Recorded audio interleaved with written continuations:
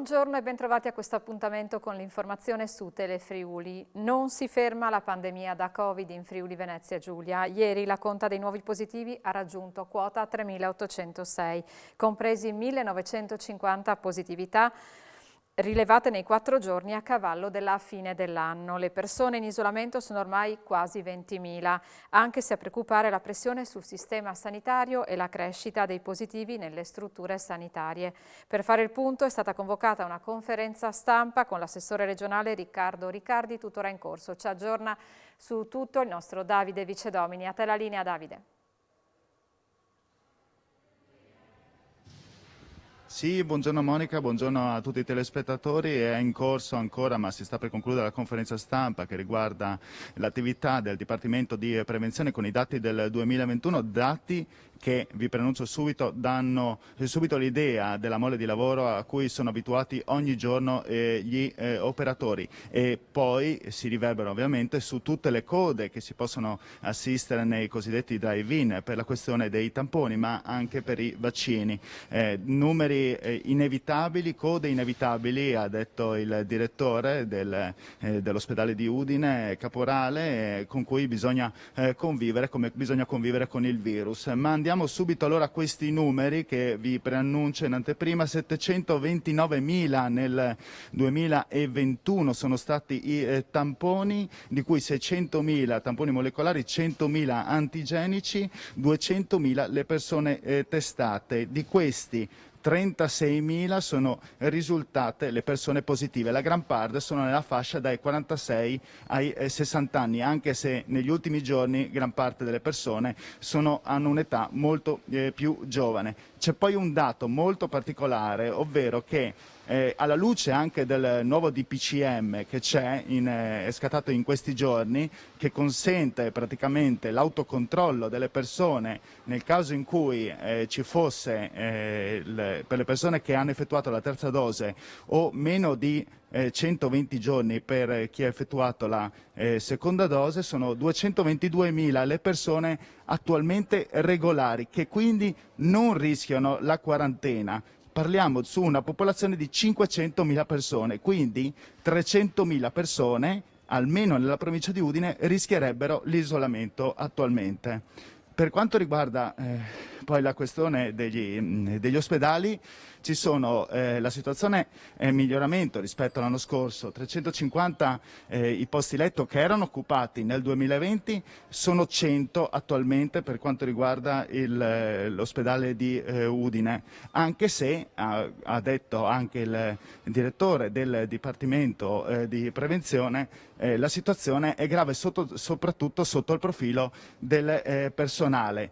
2 persone dovessero entrare in terapia intensiva in questo momento, occuperebbero praticamente come 25 persone nell'arco di una settimana che dovrebbero essere deputate per le operazioni chirurgiche. Un ultimo dato: ci sono attualmente 86.000 posti liberi per quanto riguarda i vaccini nell'agenda fino al 31 gennaio. Vi restituisco la linea. Grazie Davide. Il Covid colpisce duramente anche l'Udinese. Ieri pomeriggio la società ha comunicato che sono stati riscontrati 9 casi di positività. Anche il calcio dilettanti regionale va verso il rinvio delle prime giornate del nuovo anno. La decisione verrà presa oggi nel Consiglio federale, ma sembra scontato che tutti i campionati, eccellenza compresa, slittino alla prima settimana di febbraio, come già deciso per le attività giovanili. La politica. Veniamo all'elezione del Presidente della Repubblica. Il Presidente del Consiglio regionale, Piero Mauro Zanin, ha convocato per venerdì prossimo, 7 gennaio, la conferenza dei capigruppo per decidere la data in cui si riunirà l'Assemblea regionale per la designazione dei 3 grandi elettori del Friuli Venezia Giulia. La data da cerchiare in rosso è quella del 24 gennaio alle 15, quando il Parlamento sarà convocato in seduta comune per la prima votazione del nuovo Presidente della Repubblica che subentrerà Sergio Mattarella. Il Consiglio regionale sarà convocato la settimana prossima, i giorni li decideranno i 7 capigruppo, con il compito di indicare i rappresentanti del Friuli Venezia Giulia. Si sceglieranno 3 nomi, ogni consigliere dovrà indicarne 2 e la strada sembra tracciata con Massimiliano Federiga, Piero Mauro Zanin e per le opposizioni Sergio Bolzonello. Da tradizione, spiega il Presidente Piero Mauro Zanin, Zanin si scelgono il presidente della Giunta e del Consiglio e poi l'esponente più rappresentativo del gruppo più numeroso della minoranza. Diciamo che se i rumors dovessero essere confermati dal voto, ci sarebbe un equilibrio sia territoriale, con Udine, Pordenone e Trieste, sia politico. Ancora presto invece per il nome del nuovo presidente. Il candidato più forte, spiega Zanin, è ovviamente Mario Draghi, ma stanno arrivando appelli affinché prosegua alla guida del governo. Diciamo che siamo in alto mare. Non faccio nomi, ma è importante che, in questo momento di divisione del paese, sia una figura di unità in grado di rappresentare i principi di libertà, giustizia e uguaglianza alla base della Costituzione, come indicato dallo stesso Mattarella. Dopo la politica all'economia, perché la partenza dei saldi è stata rovinata dalla pioggia. Poche le persone per negozi, ma commercianti fiduciosi di rifarsi già a partire da domani. Caccia al miglior prezzo. La partenza dei saldi è stata oggi rovinata dal maltempo. I commercianti sperano di rifarsi già a partire dai prossimi giorni.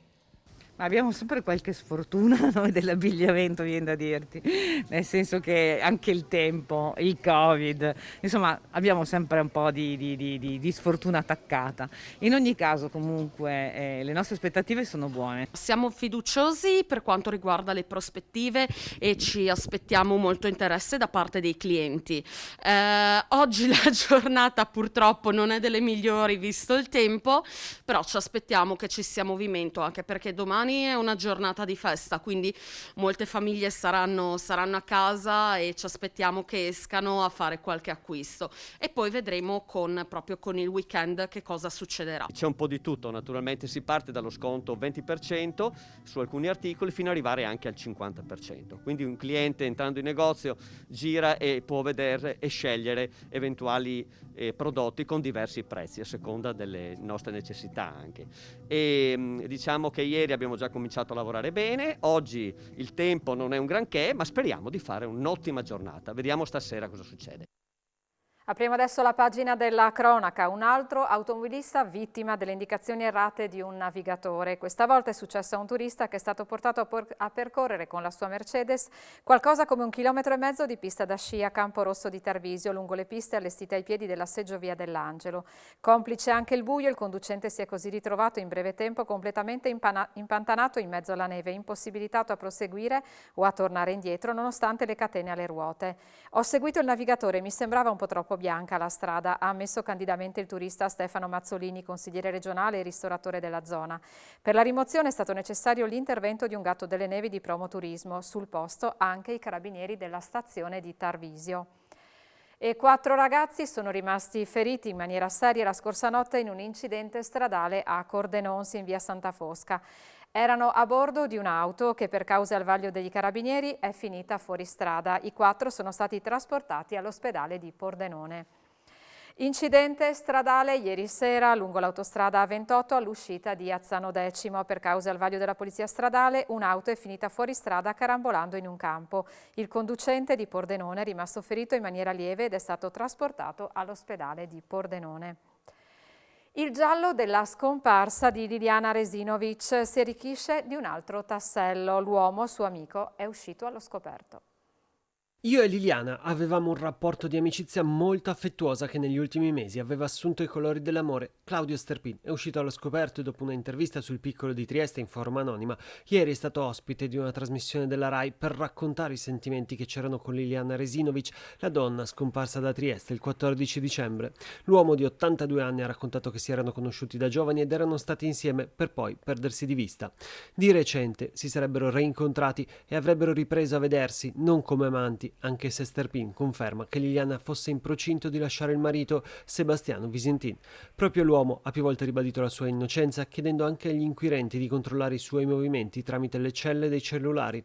Resinovic, secondo quanto trapela, era uscita di casa tra le 8:22 e le 9, lasciando però a casa gli effetti personali e anche i telefonini, cosa strana visto che si sarebbe dovuta recare proprio in un negozio di telefonia. Il marito era uscito per alcune commissioni, indagini in corso da parte della squadra mobile della questura di Trieste.